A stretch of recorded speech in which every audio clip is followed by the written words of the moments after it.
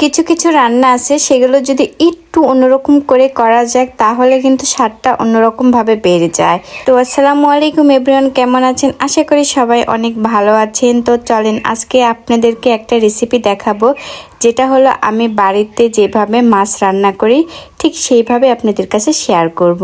তো তার জন্য প্রথমে আমি নিয়েছি মাছ। তো মাছে আমি পরিমাণ মতন দিয়েছি লবণ, মরিচের গুঁড়া, হলুদের গুঁড়া আর দিয়েছি সামান্য পরিমাণ আদা রসুন বাটা। এইগুলো দিয়ে মাছগুলো আমি সুন্দর করে একদম মাখিয়ে নিলাম। তো মাখানো যখন হয়ে গেল, একটা প্যানে আমি দিয়েছি তেল। তেলটা যখন গরম হয়ে গেল সেখানে এক এক করে মাছগুলো আমি দিয়ে দিলাম, দিয়ে উল্টে পাল্টে সুন্দর করে একদম ভেজে নিলাম। তো ভাজা যখন হয়ে গেল তখন আমি মাছটা নামিয়ে নিলাম, নিয়ে এক সাইডে রেখে দিয়েছি।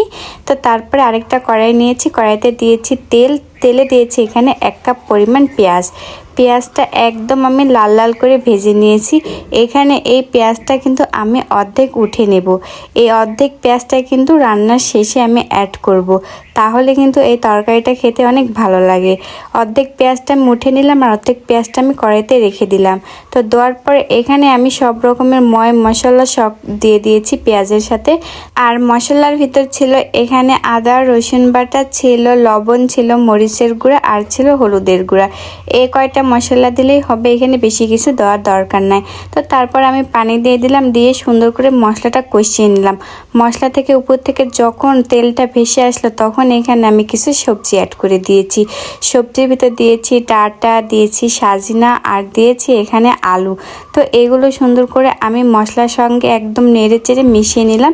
তো এখন ঢাকনা দিয়ে ঢেকে কিছুক্ষণ আমি সবজিগুলো কষিয়ে নেব। তো ঢাকনা দিয়ে ঢেকে কিছুক্ষণ আমি সবজিটা কষিয়ে নিলাম। তো কষানো যখন হয়ে গেল এই পর্যায়ে এখন আবারও সুন্দর করে নেড়ে চেড়ে নিতে হবে। তো এদিকে সুন্দর করে আমি নেড়ে চেড়ে নিলাম। তো নেড়ে চেড়ে নেওয়ার পর এখানে আমি দিয়ে দেব ঝোল। যেহেতু এটা মাছ দিয়ে ঝোল রান্না করব, ঝোলের তরকারি, সেজন্য বেশি করে ঝোল দিয়ে দিলাম। তো এদিকে আমি বেশি করে ঝোল দিয়ে দিলাম। ঝোলটা দিয়ে এখন সুন্দর করে নেড়ে চেড়ে এখন আর একটু পরিমাণ আমি দিয়ে দিলাম, যেহেতু কম কম লাগতেছে সেজন্য। তো তারপরে সবগুলো দেওয়া হয়ে গেল। এখন ঢাকনা দিয়ে ঢেকে কিছুক্ষণ জাল করে নেব। তো কিছুক্ষণ জাল করে নেওয়ার পরে এখন ঢাকনাটা খুলে এখানে আমি দিয়ে দেব হলো পাকা টমেটো। টমেটো আমি এখানে দিয়েছি কারণ এটা যদি কষানোতে দেওয়া হইতো তাহলে এটা গলে যেত, আর এভাবে দিলে তাহলে গোটা গোটা থাকবে। তো তারপরে যেগুলো মাছ আমি ভেজে রাখছিলাম সেই মাছগুলো আমি এখানে দিয়ে দিলাম। তো মাছগুলো সবগুলো দিয়ে আবারও একদম ঢাকনা দিয়ে ঢেকে কিছুক্ষণ জাল করে নেব, যাতে মাছটা সুন্দরভাবে কুক হয়ে যায় আবার টমেটোটা সুন্দরভাবে কুক হয়ে যায়। তো দেখেন ফাইনালি কত সুন্দর হয়েছে টমেটো আর মাছটা।